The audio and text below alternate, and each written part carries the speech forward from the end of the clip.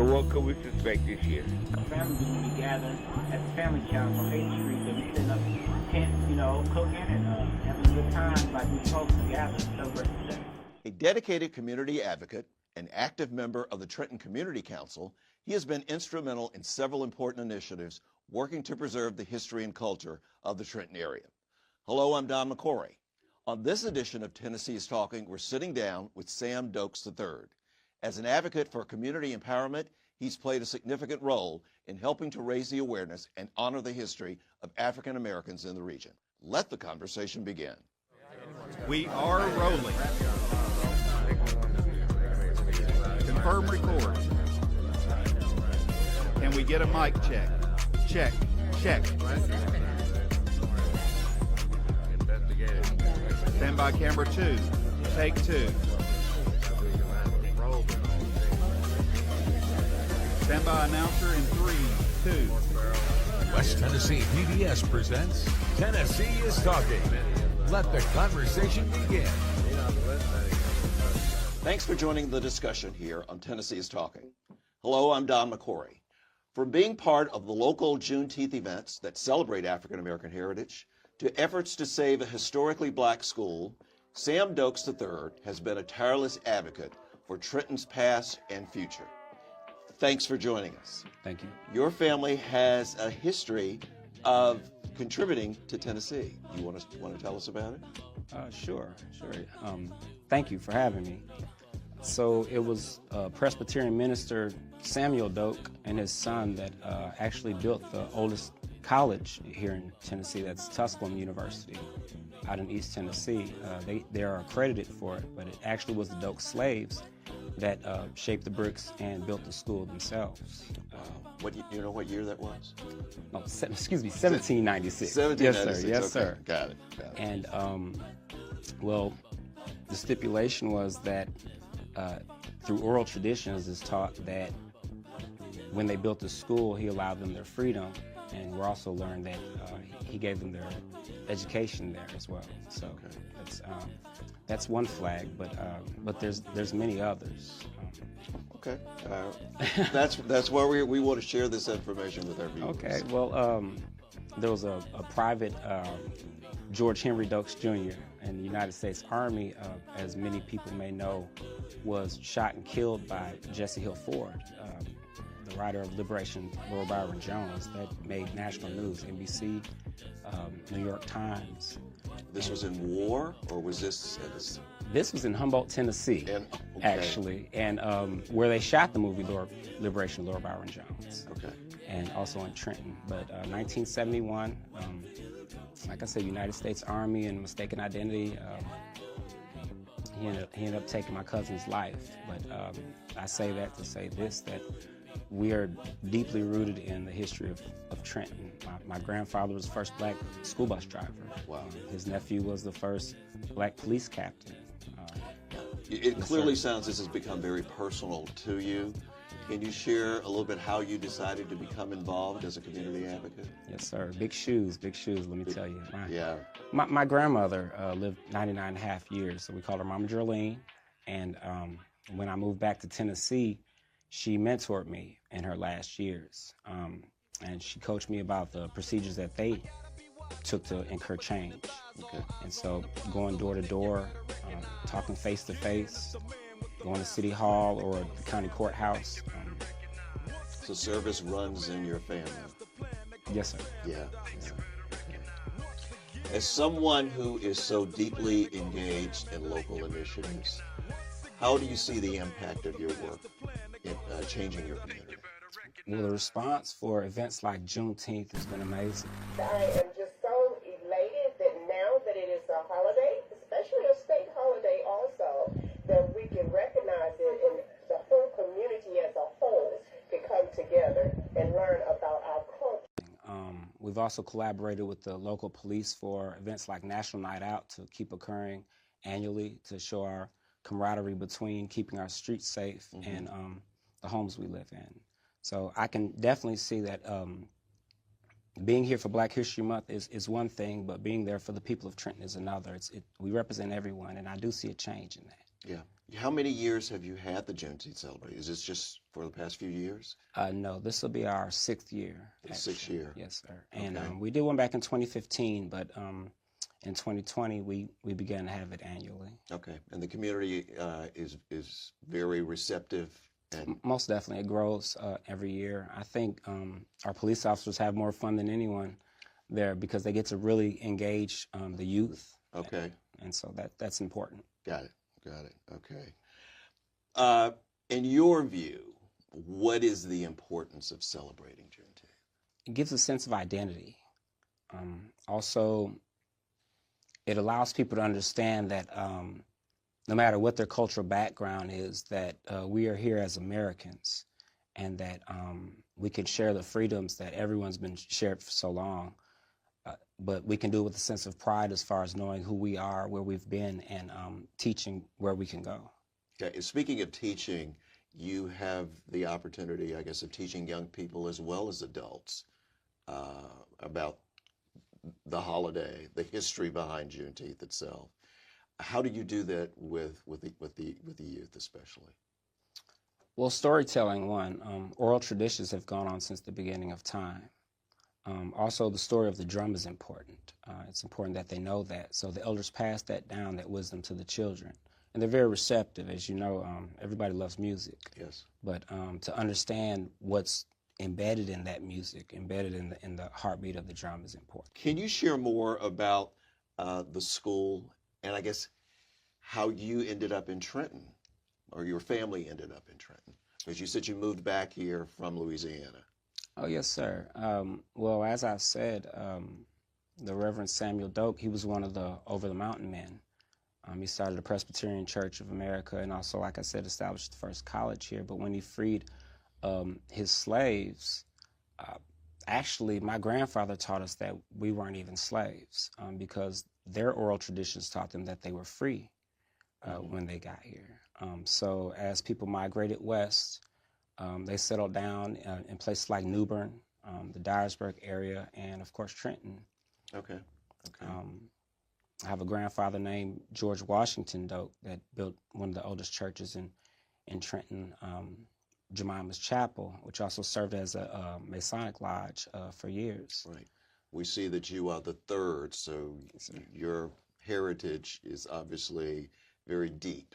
I'm named after his son. You're named after his son. Yes. Got it. Okay. All right. I understand that there's a historically black school in Trenton that you are committed to saving. You want to share that story? Most definitely. Okay. Trenton Rosenwald is a passion of mine. It's been over 10 years now, but congressional candidate and former city alderman Hollis Skinner, as well as local historian Dr. Al Jordan, reached out to me when they saw my solo efforts, and they felt to express the fact that it definitely takes a village. You can't do it by yourself. I think it was Dr. Carol Van West out of MTSU that let them know that you're going to have a community response in order to save this school. It was Hollis that went out there in 2017 and spoke to the State Building Commission that stopped the demolition of the school. And so this is something that I'm very passionate about. My father did graduate from the original version of Trenton Rosenwald, which was burned down in 1954. It was built in 1928. Okay. But it was burned down in 1954 and rebuilt, and that's the building that stands there today over 70 years. My name is Al Jordan, the chair of Historical Trenton Rosenwald School Alumni Association. This is a history snapshot of Gibson County, Tennessee's remarkable Rosenwald School from 1928 to 1968. It's the story of how local art makers, odds breakers, and achievers overcame the methodical and structural disadvantages experienced by African American students and teachers. Prior to the school's founding, black children in Trenton were educated in the rural schools of Gibson County. They were started by private church and family groups who supported schools in large African American farming settlements. As early as 1862, these schools were part of several communities.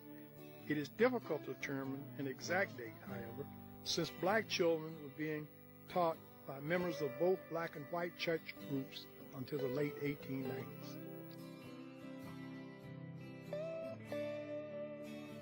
Rosenwald Schools was a name informally applied to over 5,000 schools, shops, and teachers' homes in the United States that were built primarily for the education of African Americans in the early 20th century.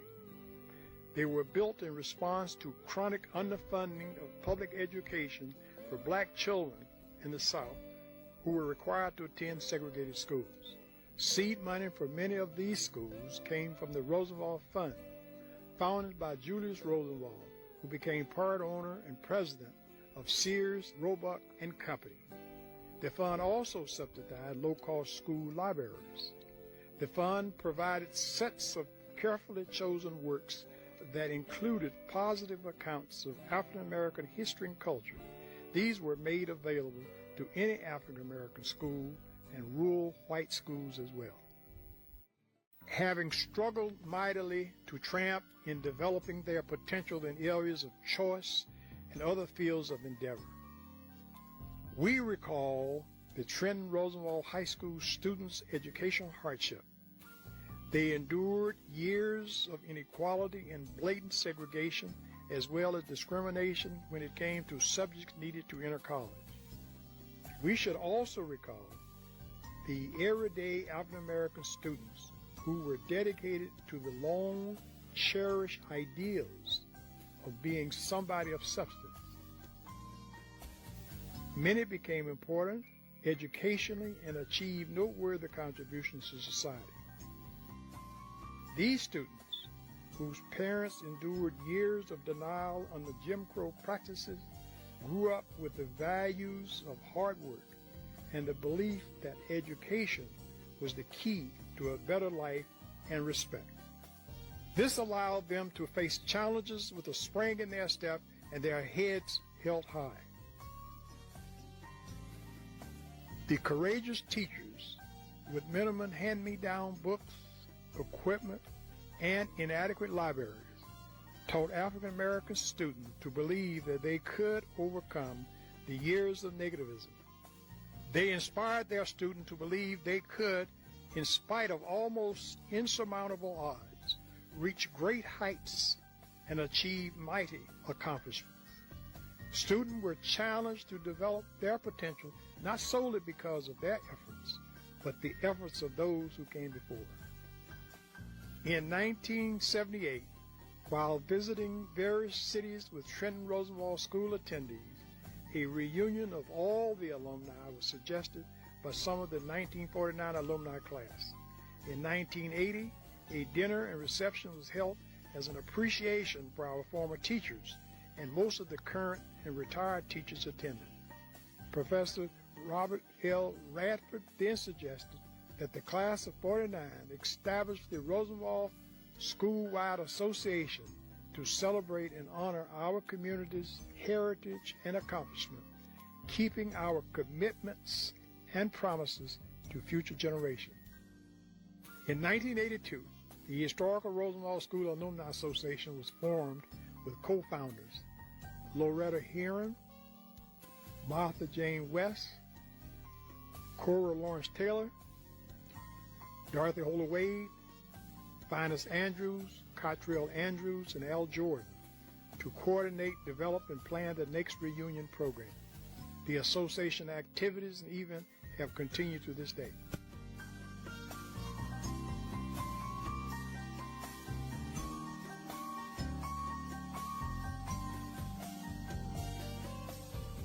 We congratulate the co-founders of the association for their counsel and encouragement. From its beginning, the association has provided resources, support, and mentoring to our community.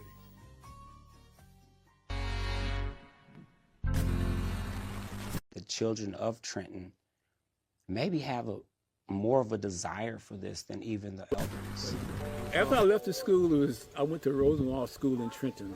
It opened my eyes to the world because imagine going to a one-room school for 8 years, and then you go into the school where you had hot running water, hot lunches, You know, it was great. It was like a different world.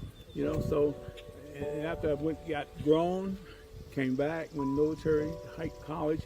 I want to save this place. This is the oldest school in Gibson County that educated black folks, black children. The oldest school in Gibson County. Is it a middle school or high school or?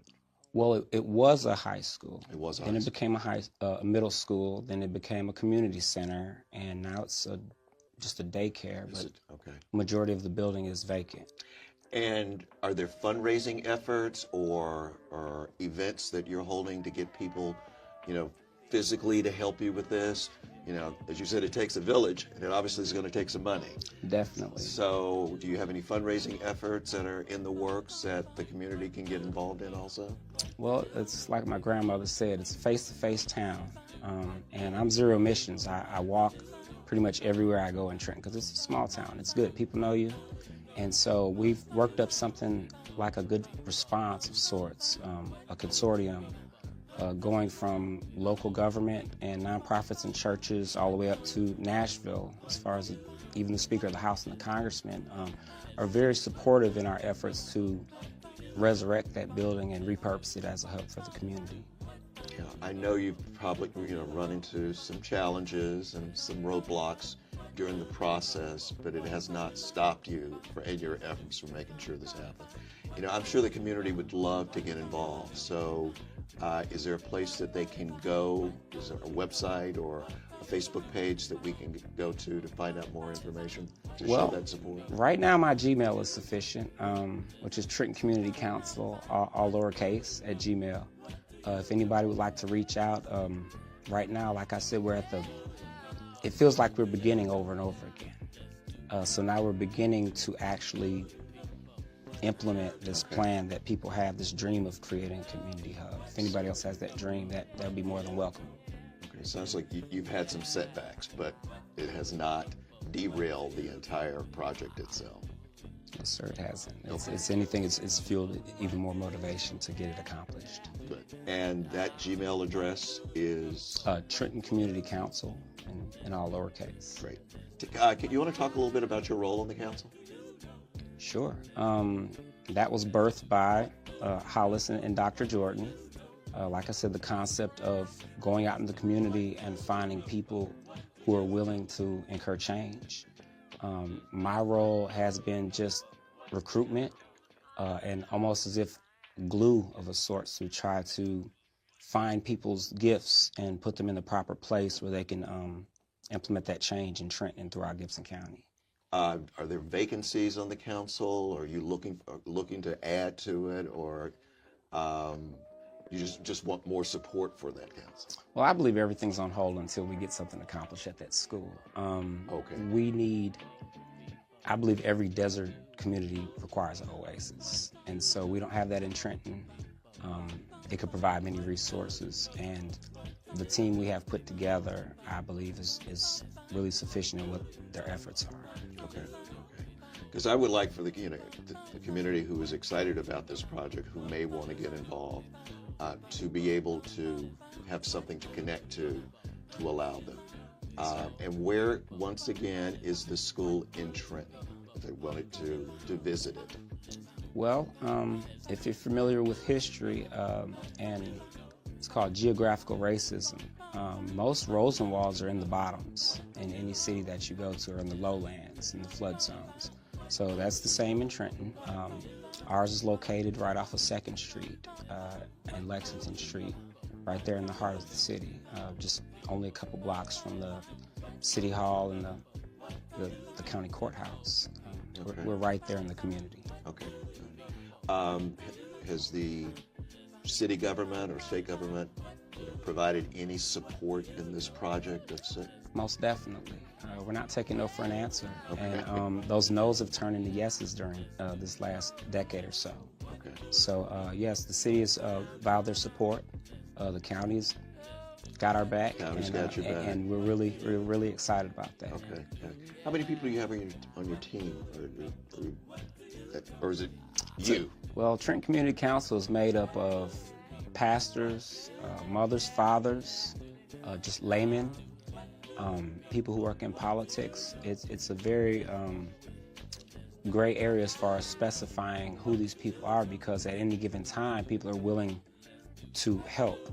I've attempted to take me, myself, and I out of the equation and implement our, us, and we. It's very important that we do this together. So we started off as a nonprofit, like I said, and right now we're just recalculating. Now that things have grown and we've gained so much support. Gained support and recognition. Yes, sir. Yeah. I just had a great thought that if it's not being done already, this would be a wonderful conversation with young people to have within their schools, with the schools that they live in, to know the history behind the school that you're trying to save. I don't want to give you any more work, but I'm sure that the schools would welcome to have you at one of their assemblies or to share this information with young people, to get them engaged as well. Definitely. I network with the schools on all levels. Trenton Special School District has been very gracious. And I also am on the council at the library. On the board, just appointed trustee. I believe in education. And, it's very important that people have a sense of what we're doing. No matter what y'all think about me, I'm still your child. You know what I'm saying? You can't just turn me off like that. The Gibson County Memorial Library supports education. That's why it hosted its first ever Juneteenth celebration to help educate the city of Trenton on the history and importance of the new holiday. Children from all over the city came to the library for fun, food, and learning of freedom. I'm here to honor today L.C. Jordan. He was a graduate from Old Rosenwald. He graduated in 1947. It's the year before the schools burned down and rebuilt. He left here and he fought in Korea, was decorated, and came back, graduated from TSU. And after that, he went on out to California and he worked in various levels of government. Community advocate Sam Dokes III wants to educate others about Trenton's very own L.C. Jordan. Dokes believes Jordan's legacy has paved the way for many African Americans in Trenton and sees him as a role model for the following generations. Dokes humbly praises Jordan, but he also has had involvement in the community. This is the library's first Juneteenth celebration, but this is Dokes' fourth year engaging Trenton in Juneteenth festivities. It is a wonderful thing to see my former students step up and be the leaders that I know they can be. Site director of the Phelan Education Center, Charlotte Dokes, is Mr. Dokes' former teacher. He considers her not only his former teacher, but a mentor. She continues to educate children by her leadership in the Phelan Center. She taught for 33 years and has been retired 10 years, but continues her passion of educating children. Sinai Carazalas, 39 News, Trenton. It is a wonderful thing to see my former students step up and be the leaders that I know they can be. On a broader scale, how does this impact the narrative of African American culture throughout the country? I mean, because you're talking about how small Trenton is, but this is a big project. So it has to have an impact going forward for a larger community. Something like have a movie done. I mean, we've had movies there before, but someone to get the story out. Most definitely. Working on some documentaries. Roosevelt Alumni documentary, Martin Luther King 40-year anniversary documentary there in Trenton. It reaches out to, I believe, to everyone who has a passion for their elders, their struggle, the stories that they've passed down. Dr. Jordan said, doing nothing is never an option, right, is what he says. Right. And it's very, very true. I think it just reaches out to our story entirely. You also mentioned that you have pastors on your council. So you've obviously been able to share this or they've shared it within their churches. Yes, sir. During 2018, I think crime was on the rise. Got pretty violent. We created a ministry network where ministers were able to get together. We prayed on the streets. It's made change. They know what the heart of this effort is. Crime rate has gone down exponentially in the crime-riddled areas. Yeah, that's impressive. And so it's something that we take pride in, and prayer is a big portion of that. Yeah. You mentioned the documentary that you want to share a little bit more about that, or can you tell us without letting the cat out of the bag? Yes, most definitely, and I'm so thankful for PBS in supporting my efforts in that. Okay. Miss Faye Dodge, she's a former school teacher at Peabody High School. She's been wonderful putting together the Martin Luther King marches throughout the years. During COVID, she reached out to me for some assistance as far as collaborative efforts to continue. But because of the spirit of the season, you know, COVID laws won, and people were kind of zooming instead of getting out. Now, at the same time, Trenton Community Council was planning our first Juneteenth. And so those pastors came together, and white churches, black churches, white pastors, black churches, in the spirit of Dr. King, and we got together, marched. And you said it started during the period of COVID. Oh, most definitely. Wow. We weren't really affected by COVID in Trenton. Okay. So, you know, and it was an outdoor event also. Yes. So very, very risky. But like I said, the spirit of the age requires people to be bold at times. Yeah. That's a remarkable achievement, and you know, continue going today. Yes, sir. Yes, sir. How do you think this documentary is going to impact the citizens of Trenton to allow them to become, I guess, a little bit more deeply enmeshed with Dr. King's message about equity and justice? Well, I believe when those children sit down with their grandparents and their parents, and they get to see them in their younger ages demanding, you know, righteousness, it'll kindle a fire within the next generation. They'll feel responsible almost to get out there and do when it's required to do. Okay. Now, I know that you're not going to be able to do this without including some personal stories of your family history within this documentary also. Well, don't be modest. Anybody that knows me knows that I'm for others. I put self last, I put others first. If you want to know about me, I'm not even really a Trenton native. My people are from there. We've been there almost 200 years, but I was born in Milwaukee, Wisconsin, and was baptized at St. Boniface, which, if you know the history of Milwaukee, you know, this is not about me, but if you like to Google St. Boniface, Milwaukee, Wisconsin in the 70s, you'll see that that same spirit is within me. Is alive within you? Most definitely. Okay. That's great. Well, I look forward to it. Our viewers will look forward to it. Thank you. To be able to find out a lot more about your family story as well. Yes, sir. What impact do you want to have on the Trenton community?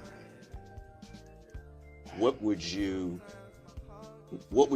identify as a benchmark of or a hallmark of achievement that you would be really, really proud of? The school completion? The school, definitely. I'm affiliated with the library, so expanding the library, definitely. Having more than just celebrations, but really heartfelt gatherings where people can share their ambitions, and we can grow. We have room to grow in Trenton. We're the county seat, so that's my hope, is that we can grow with this time and not be stuck in the past there. Okay. For so long we were deprived of voice, and now that that voice is prevalent, I hope it's a clear and precise one.